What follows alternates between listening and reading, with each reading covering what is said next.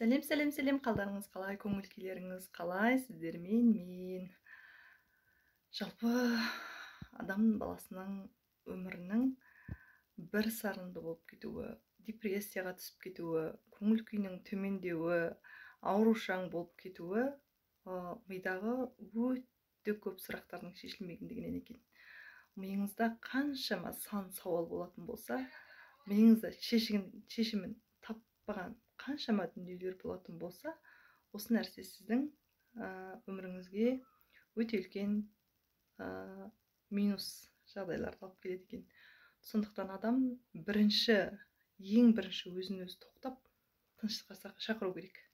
Тыныштыққа шақыру үшін көбірек медитация тыңдаңыздар.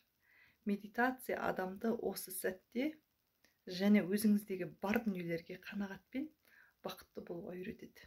Өзіңіздегі, ішіңіздегі алапат күшті, өзіңіздегі сенім мен сезімнің қаншалықты мықты екенін сіз жай ғана жаратылымсыз емес, бір керемет мықты тұлға екендігіңізді сізге сендіреді. Сіз соған сену арқылы сіз миыңыздағы, өзіңіздің ішіңізде болып жатқан өзіңіздің күшіңізге қосыласыз. Содан кейін барып сізде өте үлкен мықты результаттар болады.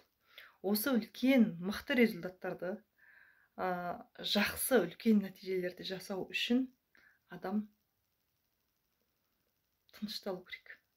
Прям шайқалып жатқан дүниеден бір әдемі нәрсе шықпайды ғой. Сондықтан оны тұндырып қойып, тоқтатып қойып, анықтап көре аласыз. Сол сияқты сіз миыңызды тоқтатып, өзіңіздің сан сауалыңызды басыңыздан алып шығасыз. Сол кезде өміріңіз реттеле бастайды. Сондықтан кеңес берем. Медитацияны қайдан табам демей қойыңыздар. YouTube-та ашсаңыздар, толып тұр, қазақша, орысша дейсіз ба? Бұл менің өміріме өте үлкен көмектескен, көмегім берген мықты техникалар. Сондықтан бірінші жаныңыз қиналып тұрса, құлазып тұрсаңыз, шаршап тұрсаңыз, жолыңыз болмай кеткен болса, медитация тыңдаңыз. Көбірек тыңдаңыз.